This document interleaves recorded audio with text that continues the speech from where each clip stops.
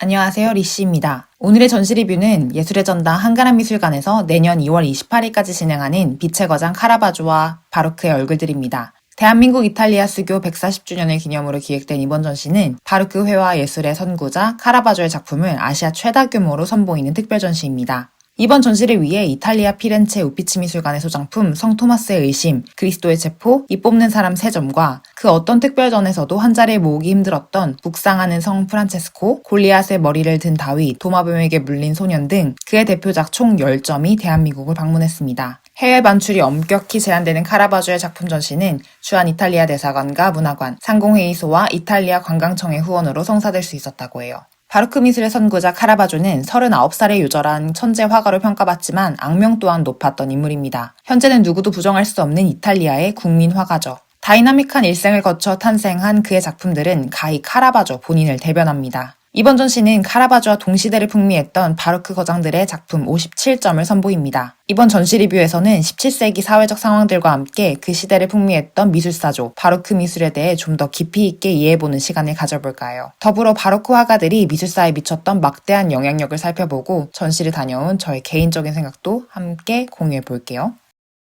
르네상스 미술은 아름다움을 주제로 완벽한 비율과 균형 잡힌 색채의 조화를 추구했습니다. 그러나 이러한 고전미의 실증을 느낀 후기 르네상스 화가들은 그와는 반대되는 특징을 미학으로 삼았죠. 그들의 작품들은 어딘가 부자연스럽고 불안정하며 복잡하고 왜곡되어 있습니다. 덕분에 우리는 그들의 작품을 감상하며 불편함을 경험합니다. 꽤 성공적이었던 것 같아요. 이들은 16세기 말 매너리즘 미술이라는 새로운 경향을 만들어냈습니다. 매너리즘 미술은 바로크 미술에 실험적이고 독창적인 미학적 영감을 제공했지만 두 양식 사이에는 분명한 차이가 있습니다. 매너리즘 화가들은 왜곡된 형태와 모호한 감정을 자극하는 다양한 표현 기법을 시도했지만 궁극적으로는 르네상스 미술처럼 정제된 우아함을 통해 아름다움을 추구했습니다. 즉, 표현 방식은 달랐지만 그들의 목표는 여전히 아름다움을 담아내는 것에 머물렀던 셈이죠. 반면 바로크 미술, 특히 카라바조가 이끈 흐름은 완전히 다른 길을 걸었습니다. 바로크 화가들은 인간적이거나 종교적인 경험을 이상화하는 데는 관심이 없었습니다. 대신 있는 그대로의 현실을 사실적으로 묘사하고자 했죠. 그 대상이 추악하거나 잔인하더라도 눈앞에 보이는 대로 그렸으며 이를 통해 인간의 불완전함을 가감없이 드러냈습니다. 이는 전통적인 미술 양식에 대한 과감한 도전이었고 추하고 보잘것없는 대상도 작품의 주제가 될 수 있음을 보여준 혁신적인 시도였어요. 카라바조와 동시대의 미술가들은 이러한 변화를 통해 새로운 시각적 경험을 제시하며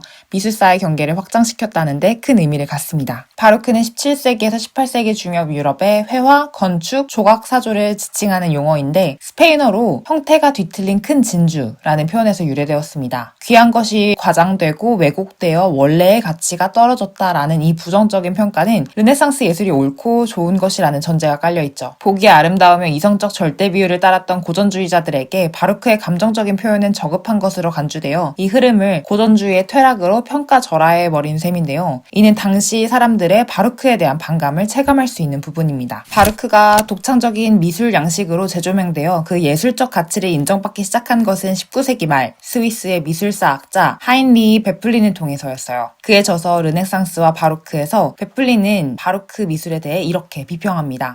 르네상스에서 바로크의 양식 변동은 새로운 시대 정신이 새로운 형태를 낳은 과정을 보여주는 좋은 예시였다. 르네상스와 바로크는 별개의 발전 양식이며 두 양식의 대립과 투쟁을 통해 미술사가 점진적으로 발전해 온 것이다. 1517년 교황청이 면죄부 판매를 통해 재정 확보를 꾀하면서 교회의 부패가 극에 달합니다. 면죄부 판매란 가톨릭 교회가 신자가 지은 죄를 면해주는 대가로 기부를 받고 교황의 이름으로 속죄 증명서를 발행해주는 것을 뜻합니다. 한마디로 교황에게 돈을 내면 죄를 사해준다 라는 시스템을 도입한 것이죠. 가톨릭 교회의 부패에 환멸을 느낀 수도사 마르틴 루터는 비텐베르크 교회 문에 95개조 반박문을 게시하며 교황청의 면죄부 판매를 맹비판합니다. 이는 곧 유럽 전역으로 확산되어 종교개혁의 불씨가 되었고 유럽은 구교와 신교로 나뉘어 치열한 갈등을 겪게 됩니다. 루터는 중간 매개자 없이도 모든 사람이 직접 예배에 참여할 수 있다고 주장하며 기존 교회가 내세운 권위에 반기를 듭니다. 이로 인해 덕분에 사람들은 더 이상 외부에 의존하지 않고 자신의 주관적이고 주체적인 관점으로 세상을 바라보는 중요한 첫걸음을 내딛게 되었습니다. 이처럼 17세기에서 18세기 유럽은 구교와 신교로 나뉜 종교적 분열 속에서 정치, 과학, 예술 등 모든 분야에서 근대화가 이루어지던 시기였습니다. 이러한 시대적 변화는 미술에도 깊은 영향을 미쳤으며 지역, 종교, 장르에 따라 서로 다른 모습을 보여주었어요. 17세기 로마 가톨릭 교회는 종교개혁에 대응할 수 있는 이전과는 다른 새로운 미술의 절실히 필요로 했습니다. 단순히 중세미술 수준을 넘어서 더 극적이고 감각적인 종교화를 미술가들에게 요구하기 시작했죠. 구교국 미술은 시각적 표현 기법들을 최대치로 끌어올려 극적인 효과를 강조하는 것이 새로운 유행이 됩니다. 화려한 장식과 생동감 있는 구성, 빛과 어둠의 강렬한 대비를 통해 대중적이고 역동적이며 감정을 고조시켜 신자들의 신앙심을 고취할 만한 미술을 장려하기 시작했던 것이죠.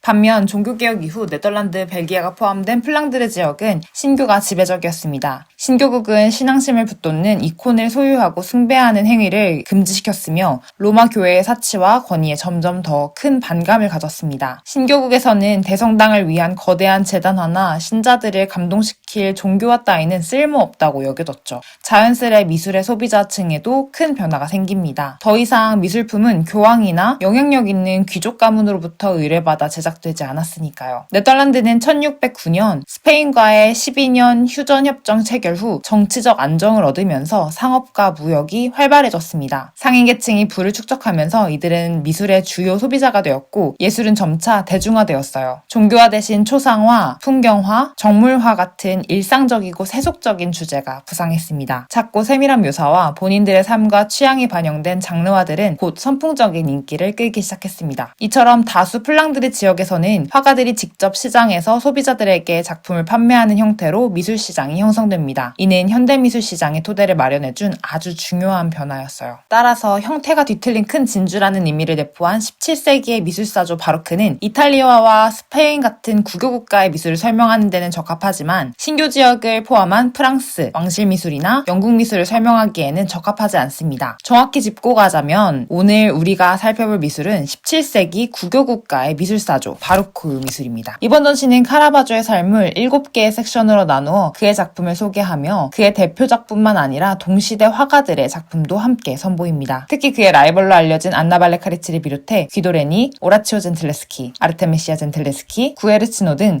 당대 주요 화가들의 작품 총 47점을 감상하실 수 있습니다. 미켈란젤로 메르시다 카라바조는 이탈리아 북부 롬바르디아 지역의 밀라노에서 태어났습니다. 그의 나이 5살, 흑사병으로 아버지를 여의고 모친을 따라 카라바조 마을로 이주해 12살까지 살았어요. 13살이 된 그는 밀라노로 건너가 시모네 페타르차노 화가의 공방에서 4년간 도제 생활을 하며 미술 기초훈련을 받습니다. 연습생 시절 그의 작품들은 남아있지 않지만 당대 유행했던 루도비코 카라치, 시모네 페타르차노 같은 화가들의 작품을 통해 대략적으로 그의 화풍을 예상해 볼 수 있습니다. 당시는 빛과 어둠을 대비시키는 키아르스큐로 기법이 유행이었습니다. 이러한 극적인 명암 대비로 그림 속 인물들의 표정을 생생하게 담아내는 효과는 이후 카라바조의 그림에서도 자주 발견할 수 있습니다. 그는 사물을 섬세하고 정밀하게 그려내는 데 소질이 있었습니다. 당시는 오늘날의 네덜란드, 벨기에가 속한 플랑드르 지역의 정물화를 최고로 인정했는데 정밀 묘사된 자연주의 화풍은 밀라노에까지 영향을 미쳤고 밀라노에서 미술 공부를 시작했던 카라바조는 이 덕에 아주 세밀한 정물화를 그릴 줄 알았어요. 어머니도 머지않아 세상을 떠났는데 이후 카라바조는 그림에 대한 더 큰 열망을 펼치고자 로마로 떠납니다. 로마에서 화가 주세페 체사리 공방에서 일하게 되었는데 당시 체사리는 카라바조의 과일 껍질을 벗기는 소년 속 정물화의 섬세함을 보고 그를 고용했다고 전해집니다. 23살 체사리 공방에서 독립을 결심한 이후 방황 중 그린 2점의 작품입니다. 이 두 작품은 모두 로마 뒷골목에서 흔히 볼 수 있는 일상적인 모습이 사실적으로 담긴 그림들입니다. 당시 사람들은 이 그림을 보고 비웃었다고 해요. 과거 그들에게 익숙한 이탈리아 회화는 성서 내용을 담거나 신화 속 영웅을 경건하게 묘사하는 게 일반적이었으니까요. 하지만 드디어 그에게도 기회의 문이 열립니다. 한 유명 화상이 예술 수집가로 유명했던 프란체스코 델 몬테 추기경에게 카라바조를 소개시켜준 것이죠. 델 몬테 추기경은 카라바조의 작품이 너무나 마음에 들었어요. 그 자리에서 그의 작품 점쟁이와 카드 사기꾼 두 작품 모두를 구매했고 그의 후원자가 되어줄 얻을 것을 자처합니다. 카라바조 나이 24, 그는 델몬테 추기경 저택에 들어가 안정적으로 작품 활동을 하게 됩니다. 그렇게 탄생한 작품이 도마뱀에 물린 소년입니다. 이 작품은 활동 초기에 그려진 작품으로 여전히 훌륭한 명암 대비가 돋보이지만 아직까지는 카라바조만의 극적인 어두움과 밝음의 대비 기법이 두드러지게 보이지는 않습니다. 하지만 뱀에 물려 놀라고 있는 섬세한 소년의 표정 묘사만으로도 이 그림은 매우 극적으로 느껴지며 작은 그림이었음에도 두 눈을 한눈에 사로잡았습니다. 점차 화가로서 명성을 올리게 된 카라바조는 후원자들의 의뢰를 받아 참여하는 막달라 마리아, 이집트 피신 중 성가족의 휴식, 성 프란체스코의 환상 등 다양한 종교화들을 그만의 스타일로 그려내기 시작합니다. 잠시 마르다와 막달레 마리아, 성 카타리나, 유디트와 홀로페르네스 이 세 작품을 좀 더 자세히 살펴보겠습니다. 이 그림들에는 흥미로운 사실이 숨겨져 있는데요. 세 작품에 등장하는 여인이 한 사람을 모델로 하고 있다는 점입니다. 주인공은 바로 당시 고급 매춘부로 추정됩니다. 성스러운 종교화의 매춘부라니요. 지금 봐도 당황스러운데 당시 구교국에서 카라바조의 이런 돌발 행동이 적잖은 충격으로 다가왔을 것입니다. 이처럼 과거 르네상스 회화가 이상적이고 아름다운 것만을 재현했다면 카라바조는 대상의 결함이나 추함을 고스란히 담아냈습니다. 그 모습이 뒷골목에서 마주한 하층민이든 노름꾼이든 주정뱅이이든 창녀이든 가리지 않고 종교화에 그려 넣었습니다. 카라바조가 그의 종교화 속의 성자들을 평범한 하층민으로 그려넣은 이유가 도대체 무엇이었을까요? 카라바조는 실제로 성경 속 제자들이 어부, 세리 등 가난한 민중들이었다는 점을 감안해서 성서를 묘사했습니다. 어쩌면 역사에서 가장 현실과 가까운 성화였을지 모릅니다. 카라바조는 당시 로마 사람들의 현실적인 일상을 교회에 담아야 신자들의 마음에 더 와닿을 거라고 생각했습니다. 그리고 그의 경력이 정점에 이르게 될 첫 제다나 주문이 들어옵니다. 로마에 있는 프랑스인들의 성당 산 루이지 데이 프란체 성당에서 그에게 대형 제다나를 의뢰한 것입니다. 로마 교황청은 1600년에 있을 12번째 대인연을 준비 중이었습니다. 성스러운 해, 복된 해를 뜻하는 희년이면 유럽 각지의 순례자들이 로마로 몰렸고 이를 대비하여 각 성당들은 분주하게 내부를 장식했습니다. 당시 가톨릭 교회는 신자들에게 신앙심을 고취할 만한 새로운 미술을 원했는데 카라바조가 그 조건에 완벽하게 충족한 인물이었던 것이죠. 카라바조는 성당 내부에 콘타렐리 예배당에 걸릴 성 마테오의 소명, 성 마테오의 영감, 성 마테오의 순교 세 점의 작품을 그렸습니다. 그중 성 마테오의 소명은 카라바조가 평생 추구했던 명암법, 테네브리즘이 두드러지기 시작했다고 보는 첫 작품이기에 더 큰 의미가 있습니다. 그 이후에도 산타마리아 델 포폴로 대성당의 대형 제단화, 성 바울의 회심, 십자가에 못 박힌 성 베드로를 그렸고 오라토리오 수도회의 의뢰로 그리스도의 매장 작품까지 성공적으로 납품하며 카라바조의 커리어는 정점을 찍습니다. 그러면 이번 전시에서 감상할 수 있는 작품 몇 개를 살펴보겠습니다.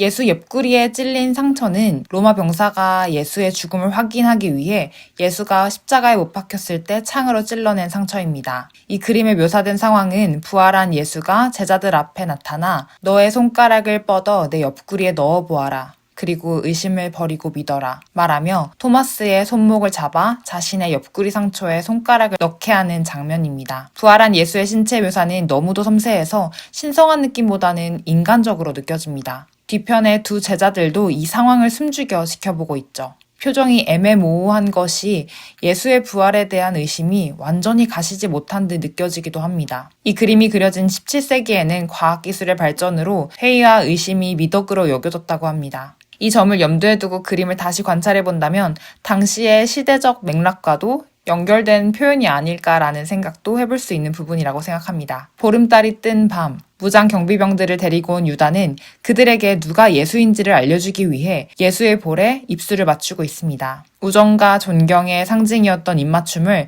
그리스도를 배반하는 비밀 신호로 설정한 점이 유다의 배신을 더욱 잔인하게 부각시킵니다. 자신도 죄를 짓고 있다는 것을 잘 알고 있는 듯 입맞춤을 하는 유다의 표정도 영 불편해 보입니다. 예수는 이 모든 일을 다 알고 있었다라는 듯 체념의 표정을 짓고 있죠. 체념, 안타까움, 걱정, 실망 등 다양한 감정이 담긴 복잡 미묘한 표정인 것 같아요. 그림의 우측에서 등불을 비추며 이 사태를 관망하는 인물이 보이는데요.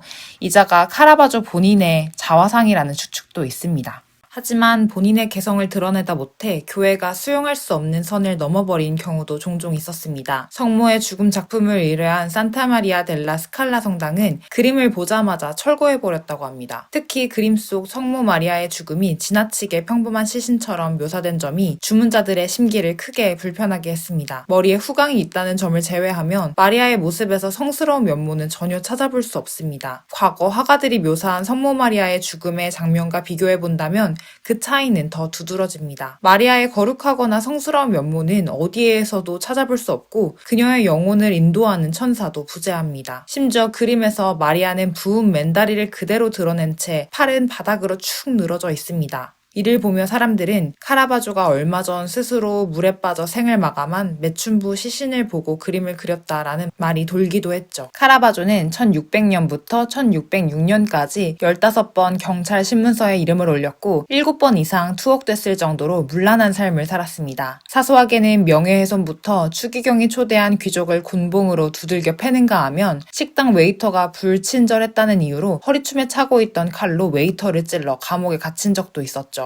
그때마다 그의 예술활동을 후원해주던 이들의 도움으로 손쉽게 석방될 수 있었습니다. 하지만 1606년 일어난 사건에는 그 누구도 카라바조를 구원해줄 수가 없었어요. 토마손이라는 인물을 살인한 사건이었습니다. 토마소니도 카라바조 못지않은 희대의 망나니로 유명했으나 유복한 집안 출신이었기에 이 사건으로 카라바조는 사형 선고는 물론 현상금까지 걸리게 됩니다. 카라바조의 시체만 가지고 와도 현상금을 주겠다고 하니 언제 어디서 누구에게 죽음을 당해도 이상하지 않은 신세였습니다. 1606년 카라바조는 로마 권할권 밖에 있는 나폴리로 도망갑니다. 스페인 총독과 나폴리 귀족들은 그가 살인을 저지른 도망자 처지인 것을 알고 있었음에도 그의 뛰어난 재능을 탐하며 그의 방문을 환영합니다. 죄인인 신분이었음에도 불구하고 카라바조는 여전히 인기 있고 환영받는 화가였습니다. 나폴리의 피오몬테 델라 미세리코르디아 성당에서도 7가지 자비로운 행동을 주제로 제단화 의뢰를 받아 대작을 남겼습니다. 이처럼 카라바조는 나폴리에서도 안정적인 창작 활동을 이어갈 수 있었습니다. 하지만 그는 돌연 이탈리아 몰타 섬으로 떠나버립니다. 기사들의 섬인 몰타 섬에서 기사자기를 취득하면 로마 사법부로부터 서면의 기회가 주어진다는 소식을 들었기 때문이었죠. 가장 먼저 몰타 대형주의 전신 초상화를 그려주고 그를 만족시키면서 1608년 카라바조는 몰타 기사단의 단원이자 몰타의 공식 화가로 임명됩니다. 그는 대가로 몰타 기사단 기도실에 걸리게 될 세레자 성 요한의 참수 작품을 선물합니다. 이 작품은 카라바조 작품 중 가장 크기가 큰 작품이라고 해요. 카라바조는 한동안 몰타 섬에서 편안하게 작품 활동을 할 수 있었지만 얼마 지나지 않아 그의 본성이 다시 드러나죠. 한 귀족 기사와 싸움이 벌어졌고 상대가 심하게 부상을 입게 된 것입니다. 결국 카라바조는 감옥에 수감되었고 기사저기는 없던 일이 되어버립니다. 그는 탈옥하여 인근 시칠리아 섬의 시라쿠사 섬으로 탈출해버립니다. 시라쿠사 섬에서도 성 루치아 대성당 제단화 요청으로 한동안 편안하게 삶을 영위할 순 있었지만 도망자 신세라는 것을 자각하며 시칠리아 섬 내에서도 시라쿠사, 메시나, 팔레모 등 수시로 도망하며 살아가죠. 그리고 3년 만에 나폴리로 돌아갈 결심을 합니다. 여전히 그의 명성은 대단했지만 카라바조의 심신은 이미 망가질 대로 망가진 상태였죠. 카라바조의 마지막 작품인 골리앗의 머리를 든 다윗을 보면 카라바조의 당시 상태를 추측해볼 수 있을지도 모릅니다. 다윗의 표정은 승리의 기쁨을 만끽하는 모습이 아닙니다. 오히려 복잡 미묘하고 고민에 잔뜩 찬 사람처럼 보여요. 한편 잘려진 골리앗의 머리는 힘없이 축 늘어져 있고 지친 모습이 역력하죠. 골리앗의 머리를 든 다윗 작품은 사실 2점이 존재합니다. 이번 전시에서 우리가 만나게 될 작품은 1606년 그가 나폴리에서 활동 중에 제작한 것으로 알려져 있습니다. 그리고 2번째 그림이 그의 최후작으로 여겨지는 작품으로서 현재 로마 보르게세 미술관에 소장 중이며 대략 1609년에서 1610년 사이 그려진 것으로 추정되는 작품입니다. 다수의 미술사학자들이 이 작품 속 다윗과 골리앗의 표정을 두고 다윗의 얼굴은 카라바조의 젊은 시절 자화상을, 골리앗의 얼굴은 현재 자신을 투영한 자화상일 것으로 추측하곤 합니다. 이는 패배한 골리앗으로 자신의 현재를 묘사함으로써 무력해진 자신의 모습을 은유적으로 표현한 것으로 해석해볼 수 있습니다. 하지만 카라바조는 끝까지 재기의 희망을 버리지는 않았습니다. 그는 로마로의 귀환을 꿈꿨어요. 로마로 돌아가면 미술 애호가들이 자신을 환대해줄 것이고 사면회까지 이어질 수 있을 것이라고 생각했습니다. 평소 카라바조의 작품을 애정했던 로마 교황의 조카 피오니 보르게세 추기경이 그의 사면을 위해 노력 중이라는 소식도 마침 들려왔고요. 카라바조는 추기경에게 바칠 성 세레자 요한과 환상 중의 막달라 마리아 작품 높은 2점을 싣고 나폴리 항구에서 로마로 떠납니다. 하지만 로마에 도착한 여객선에서 카라바조는 발견되지 않았습니다. 항해 도중 사망한 것으로 추정되지만 그의 사망 원인은 명확히 밝혀지지 않았고 여전히 추측만 무성합니다. 그의 나이는 불과 39살이었습니다. 카라바조는 그 이후 벨라스케스, 아르테미시아 젠틀레스키, 조르주 라투르 등 17세기 바로크 화가들에게 막대한 영향을 미쳤습니다. 생전 카라바조의 행실이 워낙 좋지 않았던 터라 그의 이름은 한동안 미술사에서 지워졌습니다. 카라바조는 천성적으로 반항적이고 자유분방한 인물이었다. 매우 감정적이고 난폭한 성격을 지니고 있던 그는 사소한 범죄들을 수없이 저질렀고 살인까지 행했습니다. 동시대 화가이자 미술사학자 조반니 발리오네는 카라바조는 타락한 화가라고 평가했고 19세기를 대표하는 저명한 예술평론가 존 러스킨 역시 그의 작품에 추함과 공포, 죄의 오물로 가득하다라는 악평을 달았죠. 카라바조가 미술사에 미친 영향력이 재발견되기 시작한 것은 1940년대 이탈리아 미술사학자 르베르토 롱기에 의해서였습니다. 그는 카라바조가 빛을 사용한 것의 중요성을 르네상스의 원근법이 발견된 것의 중요성에 비유했어요. 이후 카라바조의 그림은 이탈리아에서 선풍적인 인기를 끌게 되며 그의 초상화가 지폐에 새겨질 정도로 이탈리아를 대표하는 두 번째 미켈란젤로로 역사에 남게 됩니다.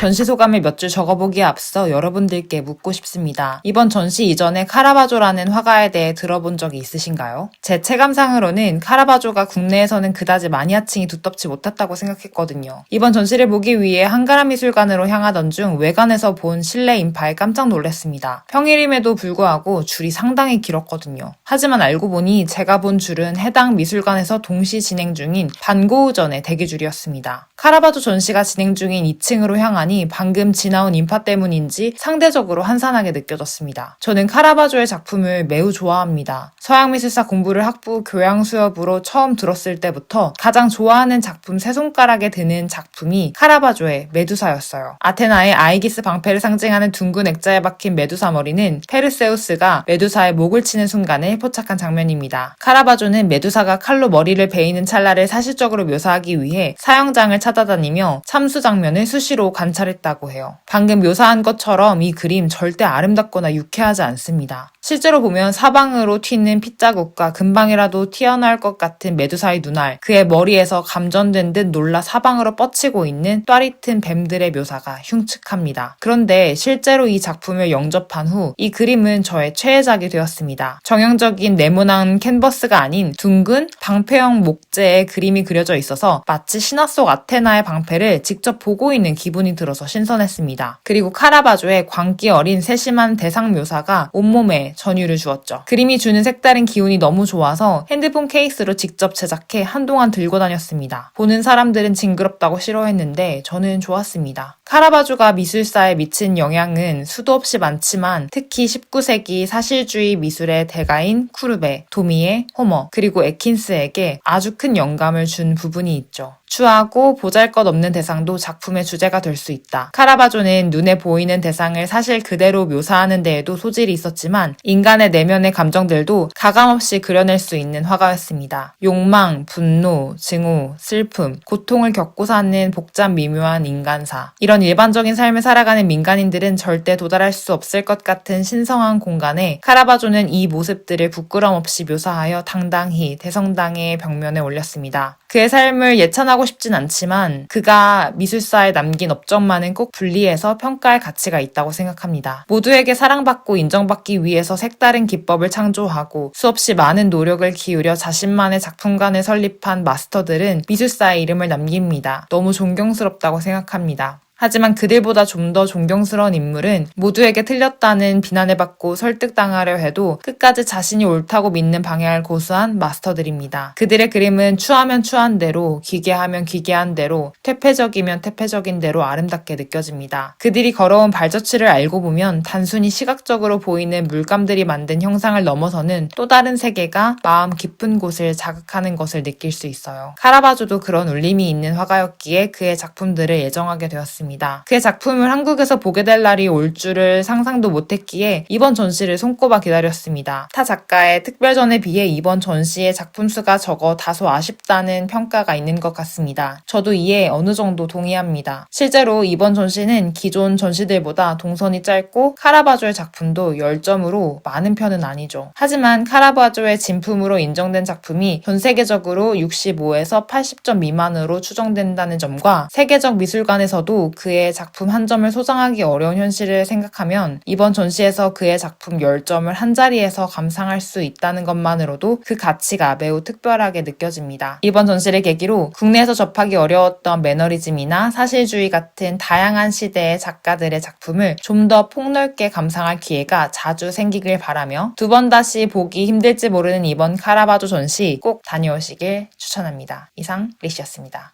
감사합니다.